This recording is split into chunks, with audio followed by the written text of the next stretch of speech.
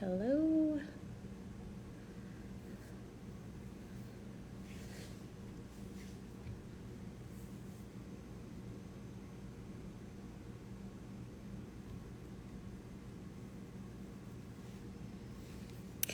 Okay, so I'm going to just get started. It's always a little bit of a slow start to just have people hop on and join my classes every 2 weeks. So welcome. Hi, Terry. Thanks for joining. We're going to have a couple more people with us throughout the night. People hop on, people get busy, and then the good news is you can always come back and watch. So welcome to tonight's class. I'm Dr. Faye Schumann. And thanks for joining me. Hi, Tim. And so this is a class that is definitely near and dear to my heart because if you've been following me for probably, since January, I've been doing these classes every 2 weeks, and I share all sorts of fun tips and tricks and ways to navigate your health. And tonight I'm going to show you how I navigated my own health issue that I was given a diagnosis of, probably 15 plus years ago. So I have to give it to you in steps because you can imagine it's kind of an overwhelming process to walk through a healing journey. Awesome. Thanks for saying hi. I love comments, by the way. So tonight's class is sharing about what autoimmune issues are and how I overcame an autoimmune disorder myself, okay? So you just want to stick with me as I'm kind of pulling up slides because I just like to dive right in, give you the meat, give you the good stuff. So if you didn't know what autoimmunity is, it's a very common situation that's happening in the world, in the United States, and it is pretty rampant. It's increasing more and more every year because, let's face it, we live in a very chaotic, stressful, toxic world. And I don't know about you, but it's not getting a lot better. We hope it gets better, but I will say the thing that's getting better is we are becoming more educated on what's the deal, right? We're becoming more educated on why we're getting sick, why, things are the way they are, and I'm learning that there's a lot of systems in place that kind of set us up to fail when it comes to health and wellness, okay? So autoimmune symptoms, very common. You can have these and not realize you might have some autoimmune issue. Probably, in my opinion, by being in practice for the last 15 plus years, I would say practically everyone who walks through my door has some type of autoimmune condition happening. Now, is it full-blown into a disease and crazy symptoms? Not always, but I see it progress over time, and it's kind of scary because these things can also morph into other diseases that are a lot more chronic and a lot more life-threatening. Not that autoimmune diseases are not life-threatening, but you get the point, like heart disease, cancer, and all those other major diseases that people die from, okay? So fatigue, not being able to sleep well, hair loss is huge with autoimmune conditions, skin rashes, you will see those often, achy muscles, that's probably the classic as a chiropractor, right? I'm seeing people come in with achy muscles and they're in pain and they have headaches, but if it's ongoing and it's just not getting better, then we have to address some immune component because as a chiropractor, I can only do so much with my hands, but then we got to teach your body to heal from the inside. Low-grade fever, weight gain or loss, swelling and redness, and that's kind of a classic sign of autoimmunity is if you can kind of see a joint that's red and swollen. Sometimes your face can be red and swollen, or just people's whole body is just kind of like puffy and red and swollen. It's because their body's inflamed, okay? Anxiety, depression, shortness of breath, migraines, headaches, trouble concentrating, numbness and tingling in the hands, that's a huge one. Often people are like, I'm having these random tingling sensations and I can't feel certain parts of my hands or feet. So it's very concerning, right? And then another very popular one is when your heart rate can kind of do flutters or arrhythmias. And so these are all these like little symptoms that come about that people probably don't realize that they're dealing with on a regular basis, but it's actually can be a sign of autoimmune situation happening, okay? And I'll get to what my symptoms were in a little bit, but I want to talk about some of the triggers that happen for all of us that puts us into an autoimmune state, okay? And if you look at this list, it is legit what we all deal with, right? So it's kind of a situation where we're kind of set up, in my opinion, to fail when it comes to health and wellness. Who isn't under stress? Who's not getting proper sleep? Who's not moving? Who's right? Who's not having nutrient deficiencies? Like, do we all eat perfect? No. Is it possible to eat perfect? No, because it's just kind of the world we're in now. The processed foods, they're everywhere. Any events you go to, any traveling, any party, you name it. It's like processed food central. Does anybody make anything from scratch anymore? No. If you do, you are a awesome person, and I just have to put my hands together for you, because when you make stuff from scratch, that is a wonderful way to heal your system, because you're not reliant on processed foods with secret ingredients and, you know, they add all that stuff to just make it be preserved. So you get the point. Who doesn't have emotional, mental health things going on? Who's not over-medicated, right? You start on the medication path, and then unfortunately you're taking another medication to offset the side effects of the other medications, and before you know it, you have a handful of medications.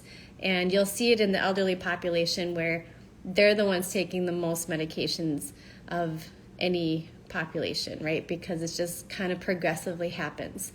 We don't like that.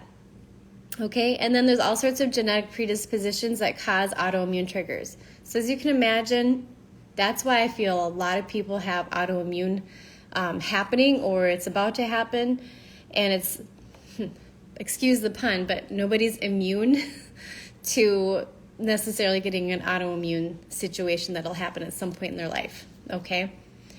Common disease names for autoimmune disorders, and if you're watching, it's because you probably know about autoimmunity, or maybe you have a friend who has some autoimmune conditions happening, and you just want to be able to have, you know, a talk with them and help them out. But lupus, psoriasis, Crohn's, Parkinson's, celiac disease, Graves' disease, diabetes type 1, Addison's disease, multiple sclerosis, which is the diagnosis that I was given, ulcerative colitis, Hashimoto's thyroiditis, and, oh shoot, what is that one? It's like hidden.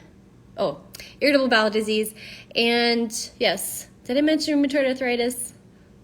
If not, you can read it, okay? Now, I couldn't fit all the autoimmune diseases on there because there's a lot. But the point is, you'll hear these diseases thrown around here and there, and you may not understand that they all have a common root cause, and that common root cause is inflammation, okay? All right, so now we got to talk about what the heck is autoimmunity. And I'm getting there. Okay. If you were unfamiliar with it, most people think, well, it's my immune system attacking itself, rightfully so. But it's set up that eventually your cells and your immune system, things are just kind of going faulty and haywire, and it gets confused. And your own immune system literally starts to attack your body. Now, with multiple sclerosis, it was starting to attack my nervous system. With lupus, it'll start to attack the skin and certain organs. Rheumatoid arthritis is a great example. It'll attack the joints, okay? So there's just all these different autoimmune components that it'll attack certain body parts, and then that's what'll kind of give it a disease. It's more classic diagnosis based off symptoms, okay? And so the most autoimmune diseases, they cause inflammation, and that can affect the body. But I'll also back up and to say inflammation causes autoimmunity. So it's a vicious cycle that your body's just always on fire, and it's not in a good way, okay? So when I think of autoimmunity, I like to tell my patients it's kind of a correlation with your body's on fire, okay? And it has multiple symptoms associated with this. And what's happening is the gasoline that is being poured onto the fire of your body it's like the symptoms and the root cause and like what's keeps feeding the root cause, okay? So the gasoline is kind of what happened to your body that caused your immune system to go off, and what do you keep doing to your life like a gasoline that keeps this fire burning, okay? So when I have to teach you guys the 4 steps of what it takes to basically put the fire out, I have to teach you how to remove the gasoline and then how to put out the fire, okay? Because those are the steps that I had to do, all right? Good, we have more people joining. Welcome. Glad to see you guys are here. So I have another analogy that I'm going to use for you guys. Autoimmunity, it's like you have a cup, and this cup has liquid, right? And let's just say you start off early off in life and you have only so much liquid in your cup. And then let's just say you have some kind of bad accident and you have to pour in a little more water and your body gets flared, or not flared, sorry, it just kind of adds more water, right? And then let's just say you start eating a lot more sugar, or you start eating horrible foods for you, or you take on a stressful job, or you maybe move into a house where there's molds, and maybe you had a traumatic relationship. And so the point is, all these stressors start to add up when it comes to the cup, and then eventually it starts to spill over, okay? So that's what this water is in there. It's you start to then get symptoms, okay? And it doesn't matter sometimes then with the autoimmunity, you can have one little factor throw you off, and then you'll have a flare, and you'll have symptoms, and you'll just start feeling crummy again, okay?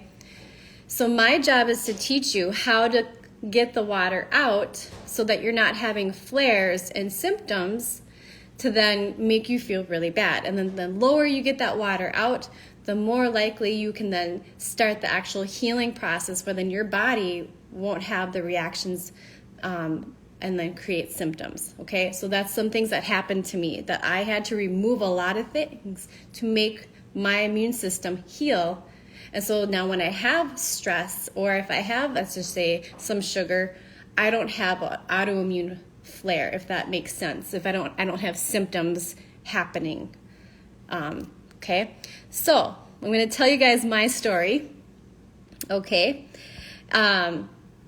so back in chiropractic school, I started to have some really odd symptoms. My feet were starting to go numb, and they were tingling all the time, like both feet. And then the tops of my feet, I started to lose sensation, okay? And so that was really weird. I remember sitting in class, and I remember wearing flip-flops, and I couldn't feel the top of that flip-flop. It was just the weirdest thing. I was like, and I was like in my late 20s. And then eventually the symptoms started to get worse, where then I started to have tingling in my hands, and then eventually I would have twitching in my arms, and twitching in my legs, and then eventually I started getting tingling in my face and like all over, and it was just the oddest thing, okay? And then, I'm going through chiropractic school thinking, what the heck is going on with me? But I didn't have time to really think about, okay, what is this? So things progress, right? And so I knew I needed to really check things out when I started to walk upstairs. And the classic multiple sclerosis sign is when your legs start to get weak, okay? And I was noticing as I was going upstairs, I was really weak with my muscles. And that was like a light bulb went off. I was like, oh, I might have something serious happening, okay? So then I sought out help, and who would I have doctors that I met along the way that I trusted, and we went and got an MRI done, and we did the neurological evaluation, and sure enough, I showed plaquing in my brain, because multiple sclerosis is where your immune system starts to attack certain, like the nerve sheath, and it can be like sclerotic. It can make it hard. So that's why I was getting all these random external symptoms, because I started getting plaquing, or sclerosing in my brain in certain areas, okay? And then there's neurological exam tests that you do, and then what that'll do is it'll kind of indicate if there's like positive reflexes, then it can indicate, okay, you have multiple sclerosis, or you have what's called an upper motor neuron lesion, okay? So I was given that diagnosis during chiropractic school, and you can imagine what the heck. I thought I was so healthy. I thought I was doing everything perfect, but looking back, I had to tell myself, okay, first of all, this is scary. And second of all, why in the heck did this happen to me? And thirdly, what's going to happen to my future? Okay. So instead of just completely freaking out, like anyone would, I was like, okay, you know what? I know enough, because I'm in chiropractic school. I know enough that our bodies are made to heal. And I know enough that where you can have fear and you can have anxiety and you can have all these things happen that then just put you into this road of reaction versus proactive. So the first thing that I said to myself is, okay, I've been given this diagnosis, but I am not going to partner with it, okay? And so that's why I have this slide up. It was kind of a psychological thing that, and I see this happen for my patients, that when they're given a diagnosis, all of a sudden it becomes them. It is their world. It is now, this is who I am. And it's kind of a scary thing, because then now you're going to doctor visits. Now you're taking medications. Now you're telling yourself, no, I can't do this lifestyle because I have this symptom. So you start, do you understand my point, where you start to become something that you're not? And even though it's something given to you, you don't have to accept it, if that makes sense. It's kind of like when someone speaks bad words to you, it's like you either accept it or you say, you know what, if I'm going to change, I'm going to not receive that, and I know that there's another way. So that was the number one thing that I had to do before I started down the path of healing the autoimmune disease that I was dealing with, okay? So hopefully you guys are catching, hopefully you're hearing me here. The first thing that I realized is I have a choice, and my choice is to not partner, that this is my new identity, okay? Hopefully that makes sense. So the first thing that I did, okay, I'm going to get to that slide. I had to start just kind of understanding what was going on with my body. I had to understand what is the root cause of all of this, okay? So I always tell people, you want to get answers, because autoimmunity can be very complex.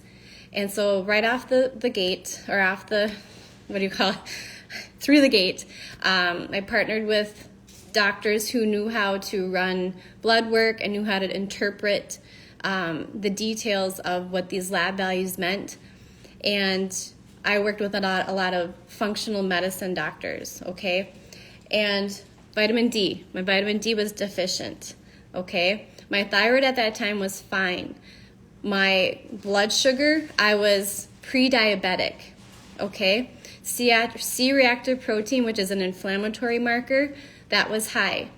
I did a food allergy test. I was having reactions to gluten and dairy and corn and even eggs, okay? I wasn't celiac, kind of thought I was.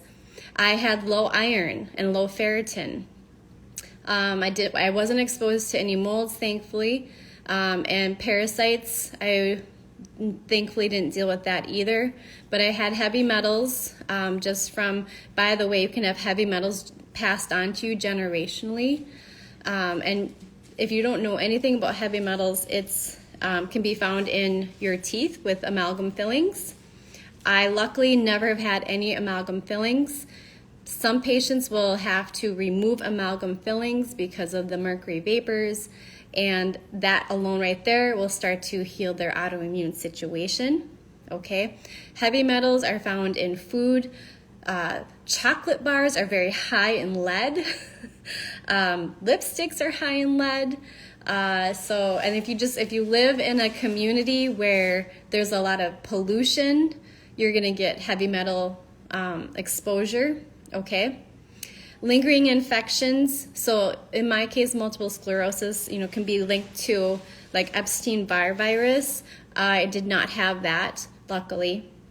And then there's gene mutations. And this eventually I found out later when the technology came is I do have some mutations that do not allow me to detox properly. So I have to be very specialized in terms of what supplements I take, and I have to be very careful about not eating fortified foods because they're toxic with folic acid, and that's another topic for another day.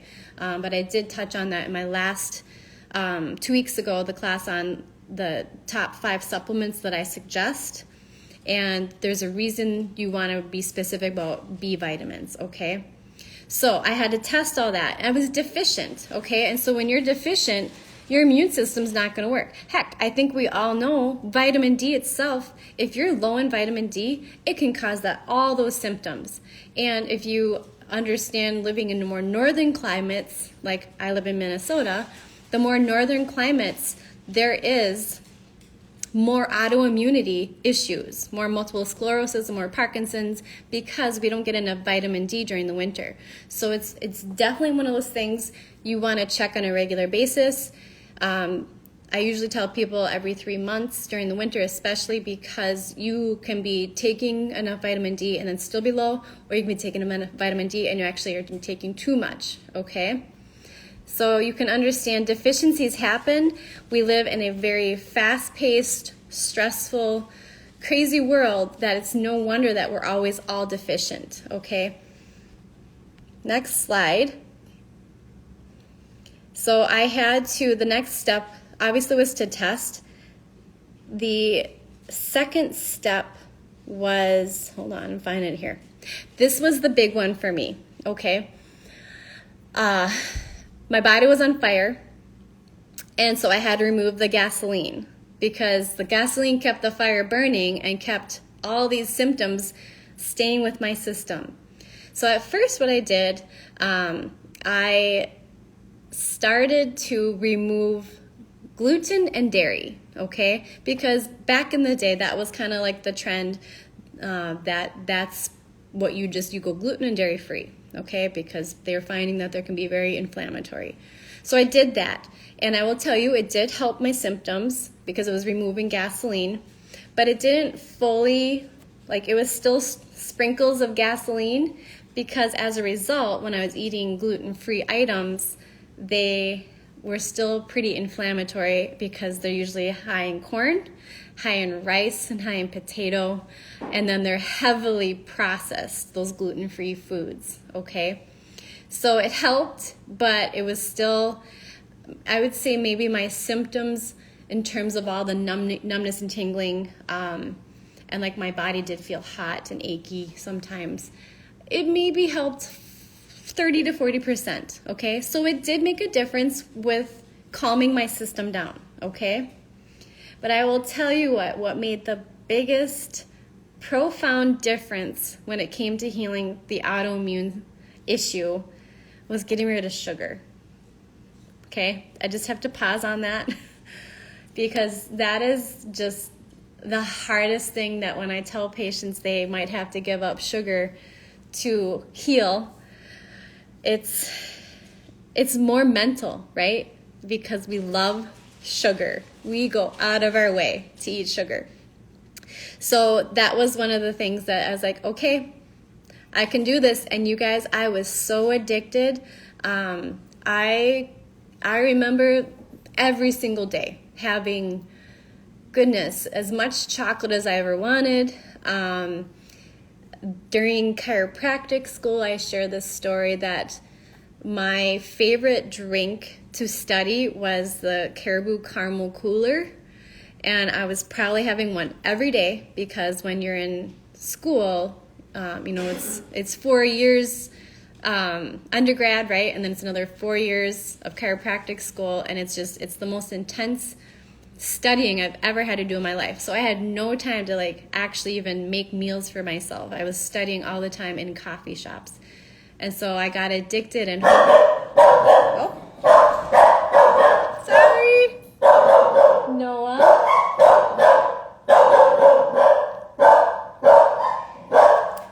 Noah. Sorry, guys. Shh, puppies. Okay, sorry. Shh, that's the real life I have here. Kids and dogs. So I was addicted to Caribou Caramel Coolers. Oh, thanks, Kristen. They're barking at a squirrel, as you can imagine. So exciting. All right. If they start barking again, can you grab them? You all understand. You all have real life. There's always interruptions. Stress-free, right? Okay. So I was addicted to the Caribou Caramel Coolers. And if you watch my class months and months ago on how to quit sugar, I think I calculated the Caribou Caramel Coolers medium was 96 grams of sugar. And I was having that every day, okay? And then I would have for breakfast muffins. I would also have the breakfast sandwiches at Caribou, like those chicken apple sausages, okay? And then for lunch, we would have like a sandwich or, it's always something fast. And then, you're sitting in class and you're like, well, I'm hungry because I'm about ready to crash because I'm sitting in lecture and I'm going to fall asleep. So you would get up and you would go take a break and you would buy a cookie or a muffin, right? And then your day's going on, dinner time, it's something fast. And then, okay, now I got to go to the coffee shop and I need to study. And okay, well, by the way, look at that muffin looks good there. So I think you can get the point where I was eating chronic inflammatory foods and in a high stress time of my life. And I was eating all of those items: wheat, dairy, sugar, corn, soy, processed foods, dyes. Everything was genetically modified, right? Because it's fast and nothing was organic. Nuts and eggs, and I put those way at the bottom because those are not always bad for you, but for me it was at that time.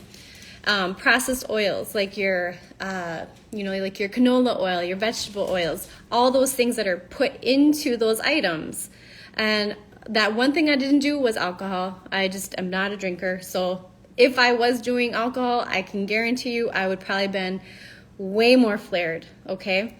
So as you can imagine, those were all the things that set you up for a perfect storm. And maybe as I'm talking about that, maybe if you're having symptoms or you're not feeling good or you're having, you're just like, life is not, like, I know I could be thriving more, and you see that list, guarantee if you remove a lot of those foods for a time being, your symptoms start to go away like miraculously, okay? There's this saying that sugar and grains cause inflammation and pain. And I tell you what, that's where we start with our patients. We remove these gasoline foods. We replace it with, better choices, foods that are not going to inflame or flare. And we had to remove them for a chunk of time, right? Because those are the gasoline triggers. Those are keeping those fires burning. And we have to stop that fire from burning to be able to heal, okay? So the next things that I had to also remove, hold on. Continuing to remove the gasoline. Thanks, Tim. Not only our foods can be triggering, right, and inflammatory, but think about just stress and certain relationships. And, you know, sometimes we all think we have to do it all, and we have that sometimes that guilt where if we don't do it all, or if we don't say yes, that we're gonna be like that bad person. We're gonna be thought horribly of. Okay. Chemicals, that's another huge one. Chemicals are like I said, you know, your cup is getting filled with more water, right? So stress, certain relationships, not setting boundaries, chemicals, bad food, right? So it all starts to like fill up, and then it's just going to keep spilling over, that no matter what little trigger, you're just going to feel junky all the time, okay? So these are also triggers that I encourage people, keep in mind. If you're not ready to give up foods yet, you can also give up these, because I'm all about baby stepping, and I don't want to stress people out on, you know, taking out foods that they love. It's a process, right? But eventually those baby steps, you feel motivated, you feel good, and you're like, okay, I am on a roll. And then I always tell people, it feels good to feel good. When you no longer have symptoms, no longer have the pain, no longer have the what is going to happen to me, you don't ever want to look back, okay? So keep that in mind, that sometimes these tough decisions are a profound effect for your future, okay? This is one thing that I have to tell patients often, and this is something I had to tell myself. I learned this in chiropractic school. When it comes to stressors on your body, you're not a bus, okay? So let me explain that. So a bus, it has stops, right? And it stops and it has to like let people on and let people off. And usually a bus has to like, okay, let everybody on. Okay, let's all go for the ride. And in life, you're going to have situations or people or scenarios happen where you're not a bus. You don't have to let everyone on your bus, if that makes sense. You can maybe let them on for a few blocks to like to say hi and have fun in the bus. But if it's not like a healthy relationship or a healthy commitment, you can like nicely like, okay, this is your next stop, and you can go ahead and get off. And obviously you're going to say it nice, but like we all get it, right? There's toxic relationships, there's toxic scenarios, stressful environments where sometimes you're just like, you know what? This is not serving me well. I'm not a bus. I don't have to take on everyone's issues. I will take on what I can, because I also need to be healing. I also need to be managing my own body, okay? That's not to say you're being like selfish and mean and like never caring about people. No, and actually, in fact, it means the opposite. Because when you have to set boundaries and you can take care of yourself and you can heal, guess what? You can have that energy a little bit later on to then let more people on your bus if you want to, right? It's a journey, okay? So that was one of the most powerful things that I learned in terms of just mental health and stress. And you don't have to take everything on, okay? You can let stuff go. It's harder to do than to say. But did you know 99% of the things that you worry about never happen, okay? So I'm talking about the stress component. If we all go about our day and we think about the things we have to accomplish and the things people said and this financial thing and, oh my goodness, I can't handle that, and you start to stress and worry, how does that make you feel? Not good, right? It's one of those situations where you're kicking your own butt for no reason. Okay? So often a lot in healing autoimmune issues, you have to let things go. You have to start thinking, this is not serving me well. It's going to work out. It always does. And the more I stress, the more I flare my system. The more I flare my system, the more my immune system is going to react. The more my immune system reacts, the more it attacks my body. When I get those attacks, I'm going to have symptoms. So I'm kind of backing it down for you guys, and I hope it makes sense. You got to let things go. And that's a big number one, right? Stress. And then I like this one too. One day of worrying is more exhausting than a week of work. And I think we all can relate to that, right? Especially when there's things that are kind of out of our control. And when it's out of our control, sometimes you just like, it's out of my control. It's not my burden, right? But what can I control? I can control daily choices. I can control, praying about things. I can control about drinking more water. So hopefully you're getting my point on that, okay? If you are like, wow, that's a lot to share, that's a lot that you're going through, I want to remind you guys I have a ton of other classes. I'm not done yet, but if you want to learn about stress management, that was a really good class that I gave.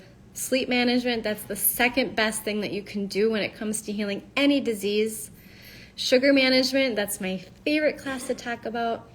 Digestive health, because when it comes to autoimmunity, often your digestive system is off. And I'm going to talk about that in a little bit too yet. Because 80% of your immune system is in your digestive tract, okay? And then one of my other favorite classes on self-sabotage, because let's face it, we all will be learning as much as we can, we'll be going along the way, and then we'll feel really inspired, and then all of a sudden be like, oh no, I can't do that. No, I'm not good enough for that. No, right? We talk ourselves out of things, and that is actually called self-sabotage. And that is a huge delay factor when it comes to making progress, not only in your health, but just relationships and goals. So self-sabotage is a really good class to learn the signs of like what you're doing, so that you can like have that light bulb go off and be like, wow, okay, I'm self-sabotaging just even drinking more water.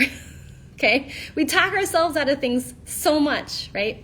So I just wanted to give you guys some more resources, because I get way too passionate about things, right? Okay, so step number 3. We've put out the gasoline, right? We removed the gasoline. Now, here's what I also had to do, okay?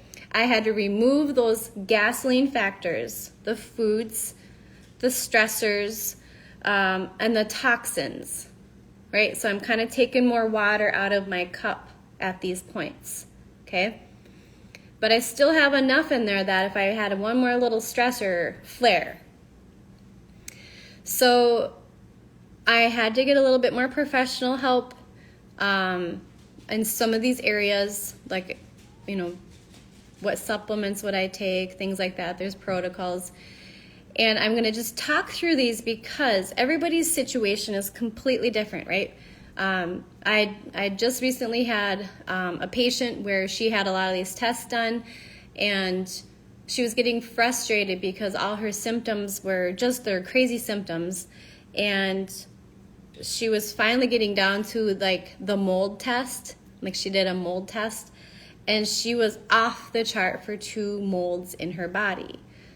That right there is a trigger for autoimmune conditions. She was fatigued all the time, couldn't lose weight, having skin rashes, you name it, right? Chronic pain.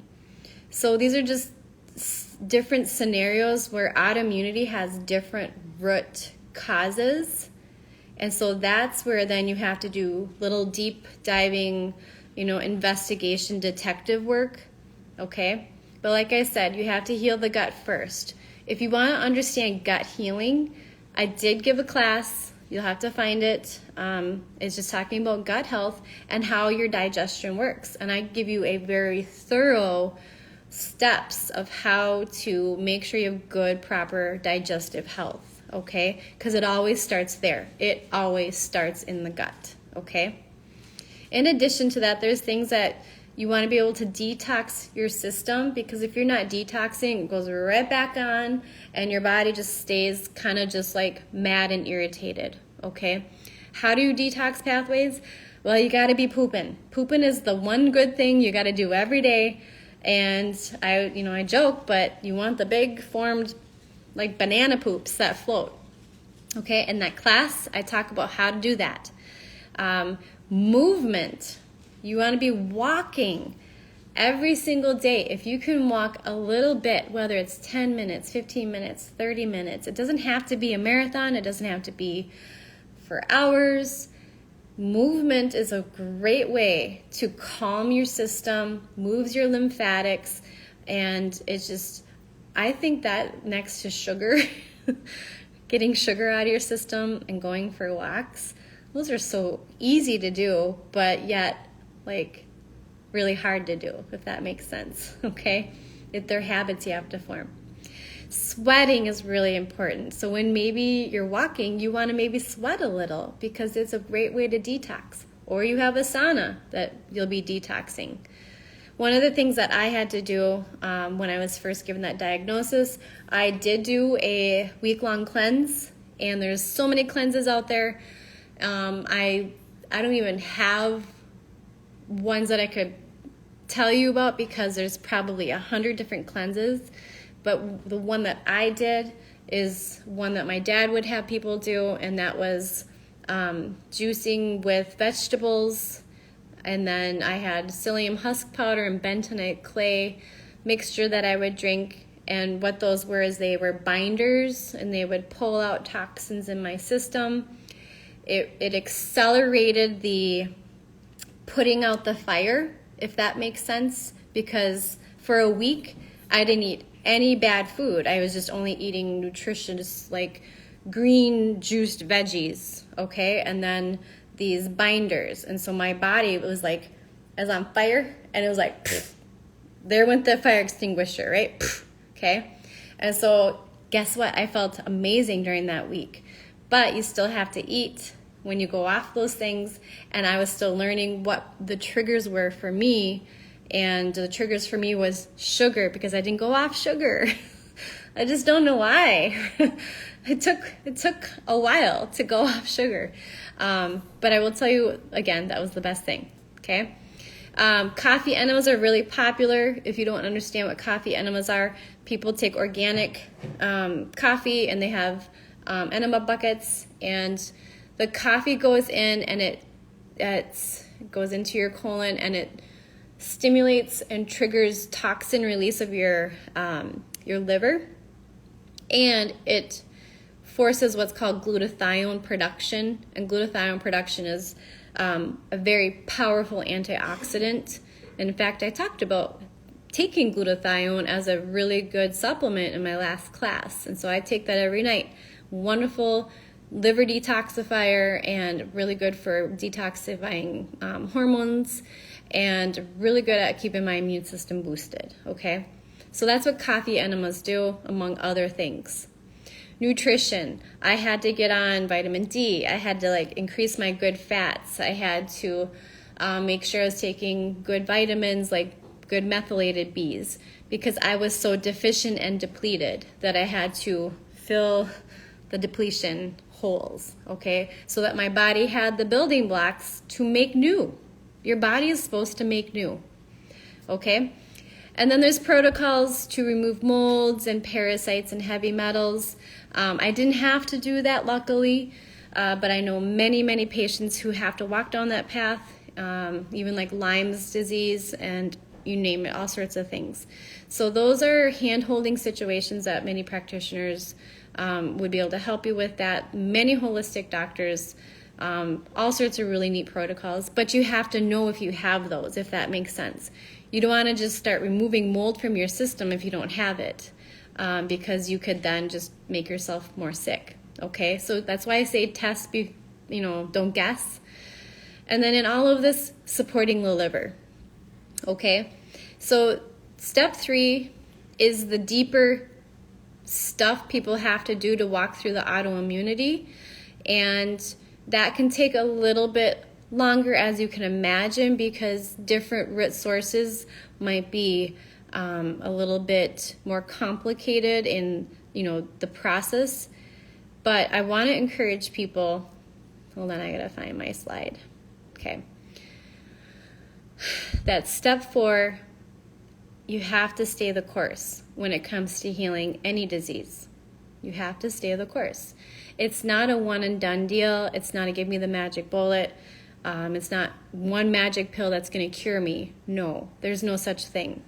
It's your body took a while to get there, and so your body will take a while to heal, right?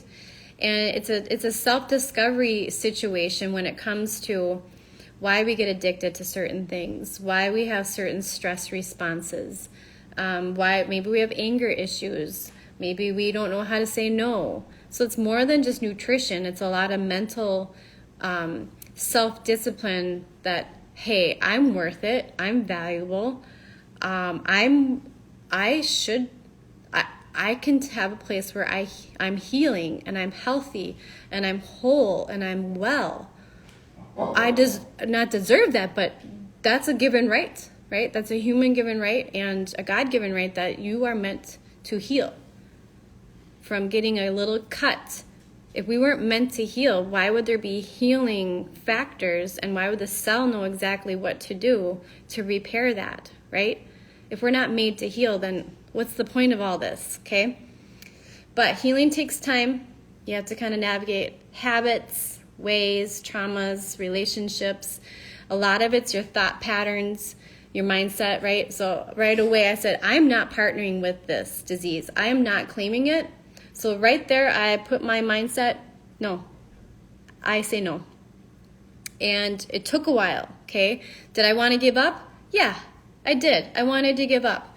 But I knew that there was something in me that was like, no, you're going to find the answers to this. And I can tell you, I read so many books. I visited so many doctors. And then there's just the time factor of it all, okay?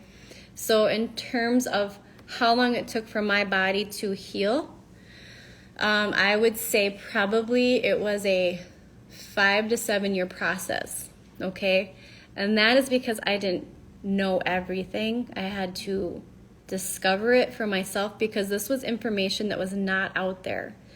And once I discovered the sugar and the grain component, that accelerated my healing like no tomorrow. And I'm not saying that just to be like, whoa.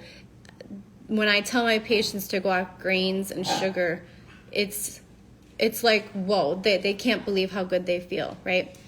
And so I will say it's been probably, 15 plus 16, it was like 16 years when I was given the diagnosis. So do some math. So it's been, I guess you could say, almost 10 years that I've not had my symptoms, right?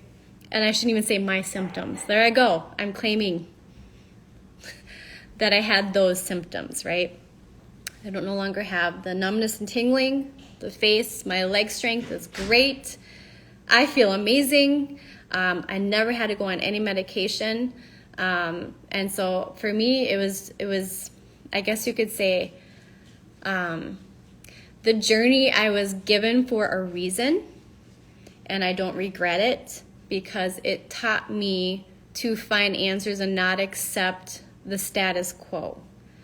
Okay? So sometimes you have to let those old ways go. Your body has to make new. It's designed to. It's okay to release these things that you hang on to. They don't serve you well any longer. And then I'm just going to throw, this is a great verse on there. It's Revelations 21:5. He who is seated on the throne said, I am making everything new. Then he said, write this down, for these words are trustworthy and true. And that is truly what I believe, that my body's made to heal. It's given that amazing innate design from our Heavenly Father. And you guys, I get passionate about it, right? But everybody's journey is a little different, and everybody's root causes are a little different. And to just say like, oh, here's the cookie cutter, boom, boom, boom. We know that's not real, right? But we know that there's steps that you can take, and all those steps are very effective. And in all of that, I would definitely encourage some counseling along the way, because I had to cry things out. There was, childhood things that happened that I was carrying with me. I had to release and let those go. And it's all part of the journey, right? But stay the course. You can stay strong. And before we leave, I just want to ask you guys, what's one action step or one thing that you can choose? Because remember, lots of things are choices, to take action to better your situation. So I'll wait a little bit just to see your responses.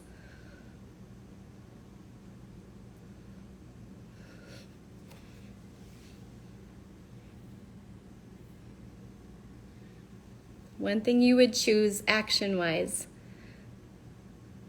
that would make things a better situation for you from what we talked about. Or just anything that's on your heart. Usually takes a little bit to have people respond.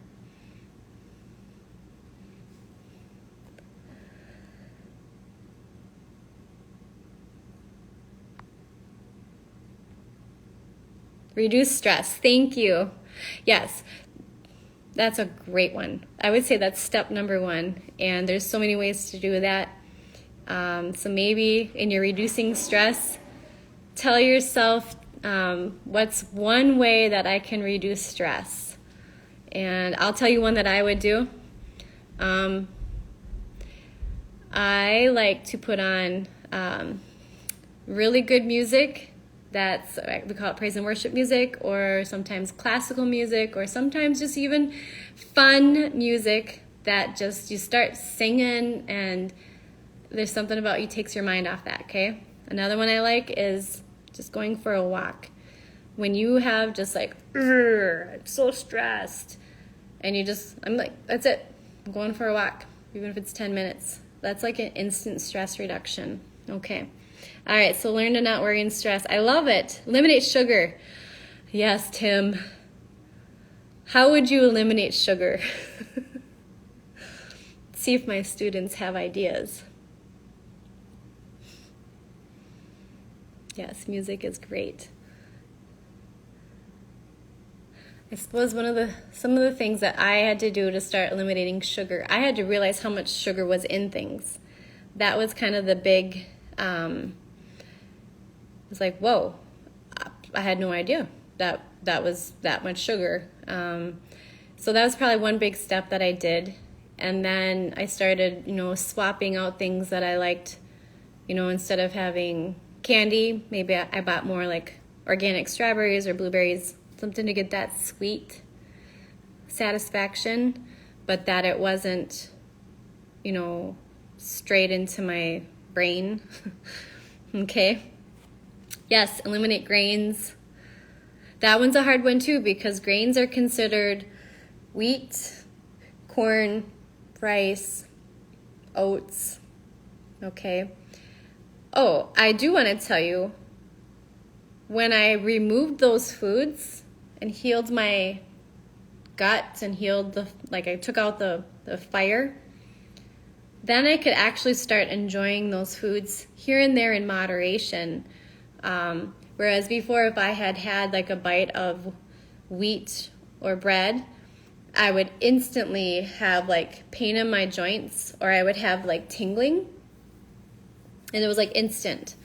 And so that doesn't happen anymore, thank goodness. But does that mean I'm going to keep eating those items over and over? No, because I just know those items modern-wise, right? Like if I was to eat them, I'm going to make sure that they're organic, so they're not toxic filled. I'm going to make sure that's probably like a sprouted or a sourdough bread.